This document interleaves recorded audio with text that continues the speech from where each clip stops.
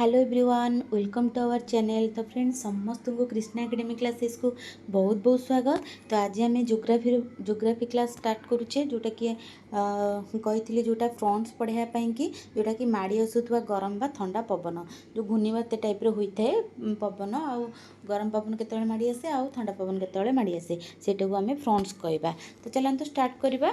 तो जितेबाला दुईटी भिन्न गुणावलीर वायु समूह बा एयर मास सामनासामनी हुअन्ति सेतबळे सेगुड़िक अति सहजरे मिलित हुअन्ति नाही। सेही दुईटी वायु समूह मिलन सीमारेखार जहाँकि दुईटी वायु समूह को अलग करे ताहाको आमे फ्रंट्स कहवा। एटा टे लंग अछि, एटाको टिके पढ़ी नेबे भलसे। जो प्रक्रिया रे फ्रंट सृष्टि हुए ताहाको फ्रंटेजिनियस कुआ जाए। एहाको चारि भाग रे विभक्त करा जायछि। फास्ट होछि कोल्ड फ्रंट बा शीतल फ्रंट, आ रहला वार्म फ्रंट बा उष्म फ्रंट, आ रहला स्टेशनरी फ्रंट बा अचल फ्रंट, आ रहला अक्यूलेट फ्रंट बा अवरुद्ध फ्रंट। चारोटी फ्रंट को आम एबे भलसे विस्तार रूपे पढ़िबा। तो फास्ट कौन थिला ना हमर कोल्ड फ्रंट बा शीतल फ्रंट। जेतेबेले शीतल वायु समूह उष्म वायु समूह आड़ को गति करे तेबे दुहिर स्पर्श बा मिलन अंचल को शीतल फ्रंट कुहा जिवो। ठीक अच्छे, तार देखा शीतल फ्रंट चित्र भी देखा केमती कौन सब चलन देखा। तो शीतल फ्रंट शीतल फ्रंट गुड़िक उष्म फ्रंट ठार 2 गुण शीघ्र गति करें। आ शीतल पवन द्वारा उष्म पवन संपूर्ण भाव ऊपर को उठिले फ्रंटेजिनियस आरंभ हुए, जोटा एहीपरी सामनारे बा जोटा को फ्रंट कहवा पाग मेघुआ और वृष्टि एक संकीर्ण बैंड उपरे निर्भर करि थाए। प्रबल स्ट्रोम हुए आउ ग्रीष्म ऋतु रे वज्रपातर मध्य उष्म सेक्टर भाव में होता है। यार चित्रटा देखो। फास्ट होची आमर एटा जदि वायुमंडल आम जाइले तो फास्ट कौन तले रहिबा आमर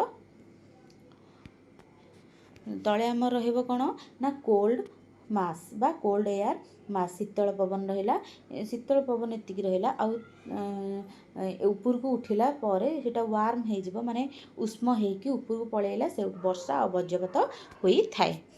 तापर आम ए देखा यहाँ कौटी होता है बेसी करी खास करी अमेरिकार केतक अंचल में उष्म सेक्टर रे घूर्णिबलय घटी थाए। पाणीपागर तीव्र परिवर्तन सृष्टि करती। प्रथम घंटा मध्य तापमात्रा 15 रु अधिक ह्रास पाई थाए। एटा थिला हमर जोटा कि शीतल फ्रंट। तापर एबे देखिबा वार्म फ्रंट बा उष्म फ्रंट क्या कही।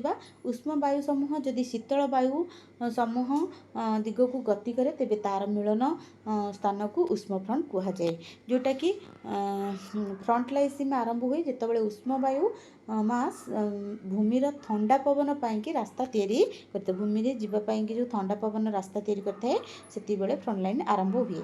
जितेबाला उष्म पवन शीतल पवन उपर संपूर्ण भाव में बसी जाए। तार चित्र जाने देखिले ही जानीपर। देखो फास्ट आमर यहाँ वायुमंडल रहा, यहाँ आमर वायुमंडल रहा आमर एतक रहा कोल्ड एयर मास। ये रहा कोल्ड एयर मास ऊपर को एमती ऊपर को उठी उठी जाए कौन कोल्ड एयर मास। आ एपट साइड कौन रहा जिते ऊपर उठो यहाँ कौन हम माने वार्म एयर फ्रोज हो तार मिलनस्थलीटा को ही आम वार्म फ्रोज बा वार्म फ्रंट्स कहवा। आम उष्म पवन ऊपर को गति कला बेले यह घनीभूत हुए एवं वृष्टिपातर कारण हुए, किंतु शीतल फ्रंट परी तापमात्रा और पवन दिग धीरे धीरे बदल जाए। सेहीपरि फ्रंट गुड़िक अनेक घंटा मध्य एक बृहत अंचल मध्य कोमल वृष्टिपात करें, मैंने अल्प वृष्टिपात करें। आउ केतक सामने कौन हुए तापमात्रा चाप पागर परिवर्तन द्वारा उष्म सम्मुखें गति चिन्हित होता है। जानीपर जे गरम पवन आसूँ यहाँ हूँ उष्म फ्रंट गुड़ाक।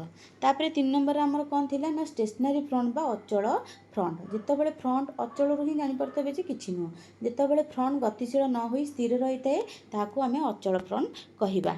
उभय पार्श्वर पवनर गति सहित से सामंजल्य हो रही है। आ उष्म किंबा ठंडा फ्रंट पवनर गति बंद कर दिए, तेणु नाम को स्थिर फ्रंट्स कहा जाए। आक्यूमुलेशन क्लाउड आर फ्रॉम्ड आक्यूमुलोनियस क्लाउड आर फ्रॉम्ड। ये जो क्लाउडटा तैयारी हुए से आक्यूमुलेशन क्लाउड कह।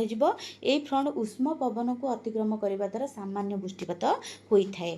तापर देखो यहाँ चित्र देखो, यहाँ हूँ कोल्ड एयर मास आउ यहाँ हूँ वार्म एयर मास। ये जो मझी स्थलीटा को स्टेशनरी बा स्थिर फ्रंट आम कहवा।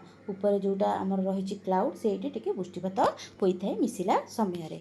यही फ्रंटर स्थानांतरित साइक्लोन ବାୟୁମଣ୍ଡଳ ପ୍ରଚୁର ପରିମାଣ ବୃଷ୍ଟି ପକାଇଥାଏ। ଏଇ ତାର ଯଦି ସ୍ଥାନାନ୍ତରିତ ହୁଏ ସେତେବେଳେ ସାଇକ୍ଲୋନ୍ ହେଇକି କ'ଣ ପ୍ରଚୁର ବୃଷ୍ଟିପାତ ପକାଇଥାଏ, ଯାହାଫଳରେ ଫ୍ରଣ୍ଟରେ ପ୍ରବଳ ବନ୍ୟା ପରିସ୍ଥିତି ସୃଷ୍ଟି ହୋଇଥାଏ। ଏଇଟା ସ୍ଥିର, କିନ୍ତୁ ଯେତେବେଳେ ମିଶିବ ବା ଗତି କରେ ସେତେବେଳେ ହିଁ ଆମର ସାଇକ୍ଲୋନ୍ ତିଆରି ହୋଇଥାଏ ଆଉ ପ୍ରବଳ ବନ୍ୟା ଆଉ ପରିସ୍ଥିତିର ସୃଷ୍ଟି ହୋଇଥାଏ।